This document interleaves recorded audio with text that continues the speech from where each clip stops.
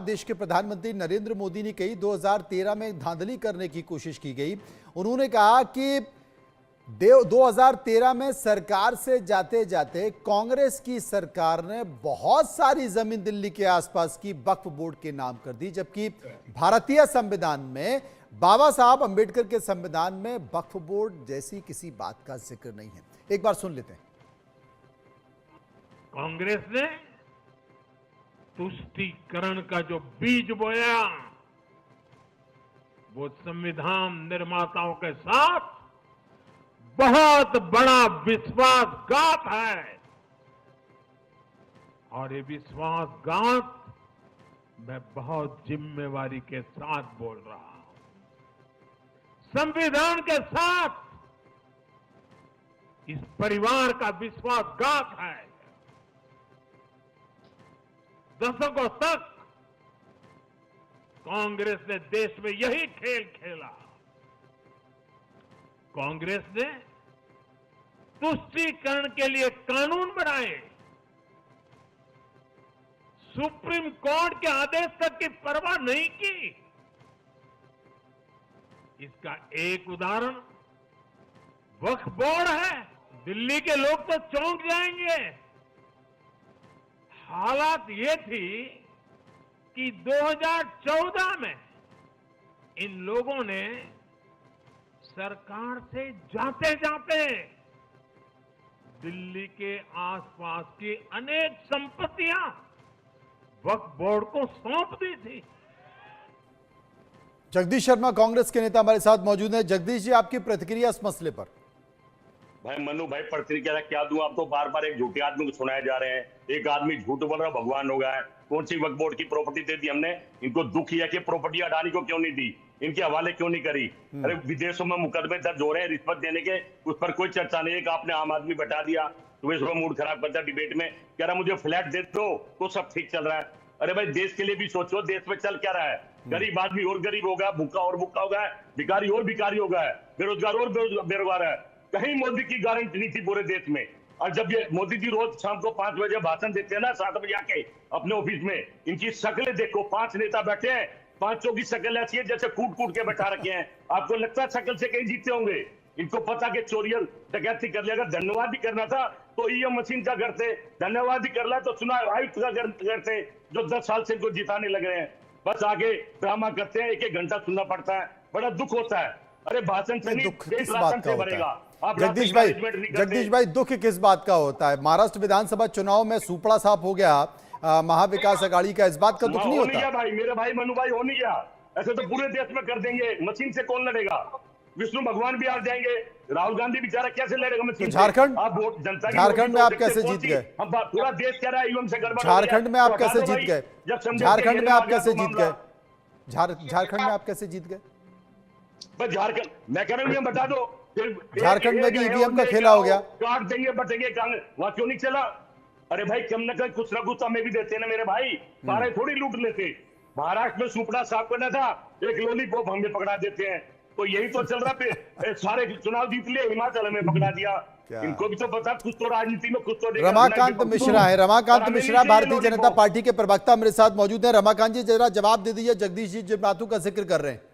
अब देखिए मनु जी, बिल्कुल ये बौखलाहट ही नजर आ रही है, जो कहीं ना कहीं ये संदेश जा रहा है जनता के बीच। अरे भाई, बौखलाहट देखिए, महाराष्ट्र के अंदर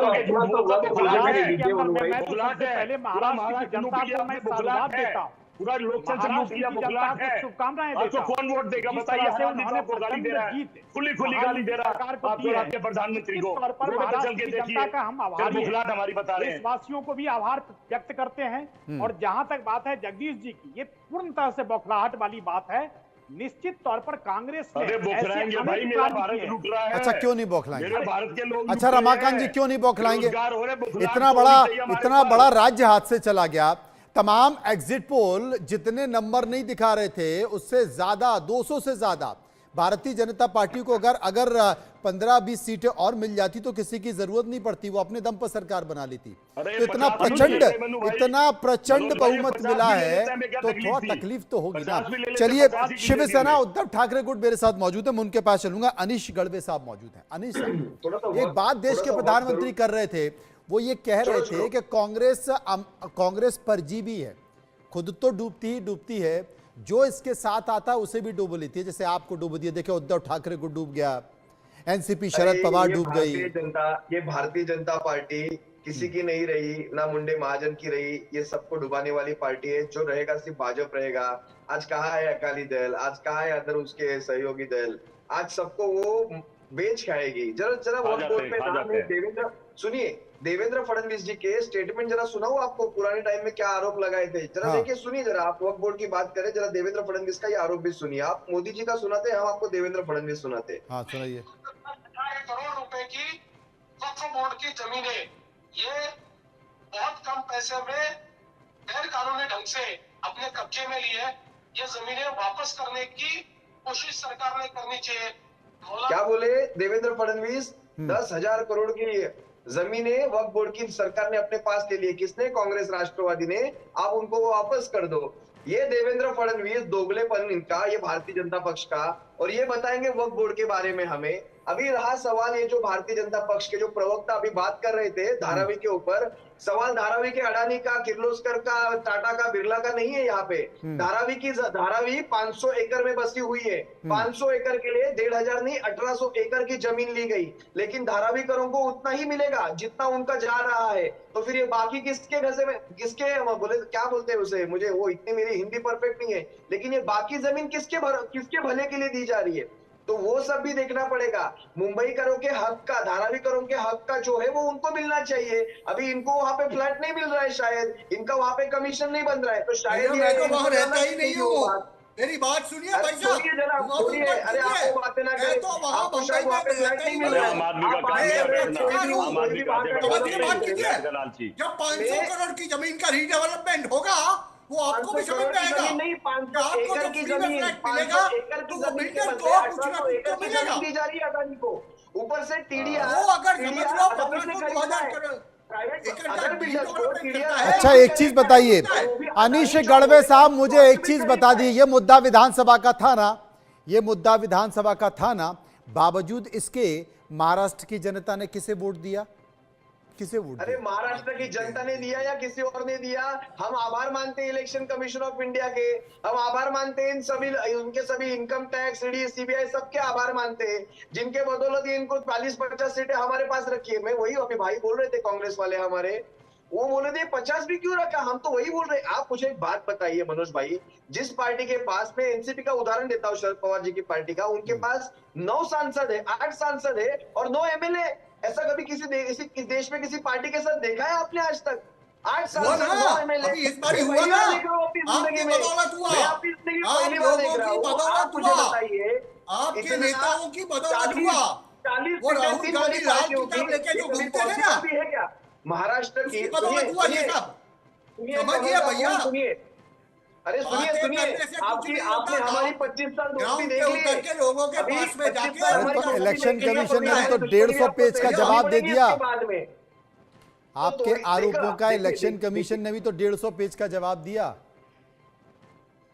वो जवाब तो मोदी ने भेजा है। तो हम हाथ जोड़ते भाई, इलेक्शन कमीशन ऑफ इंडिया कौन सा, वो हम तो उसको प्यार से चुना। मनु जी हाँ। मैं जवाब देना चाहता हूँ, हाँ। आज देखिए मनु जी, यहाँ पर जिस तरह से मुझे लगता है जो कि तथ्य विहीन बात करके, मुझे नहीं लगता है जो कि इस तरह के डिबेट को डिरेल करने की कोशिश की जा रही है। आप जरूर विषय उठाइए, मैं तो पहले ही कह रहा हूँ, महाराष्ट्र हो या झारखंड हो या उत्तर प्रदेश के जो उपचुनाव है, विषय था लेकिन संशय नहीं था। ये खास करके मैं इस चीज इसलिए कह रहा हूं इस चीज को, कांग्रेस अभी भी, कांग्रेस या जो हमारे उद्धव जी हैं उनकी जो पार्टी है शिवसेना, मुझे लगता है अभी भी अपनी जमीनी हकीकत को नहीं देख पा रहे, जो कि महाराष्ट्र की जनता हो या झारखंड की जनता हो। मेरे पास है हमें देखा, आपने मनु जी हमें देखा कि हम झारखंड अगर हार भी गए हैं तो मैं झारखंड की जनता को आभार व्यक्त करता हूं,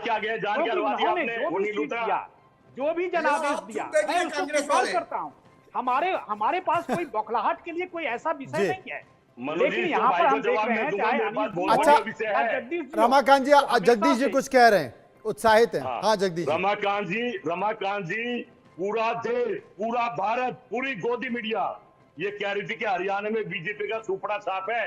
ये विषय है जो हरियाणा में पहले से भी ज्यादा बहुमत से आ गए।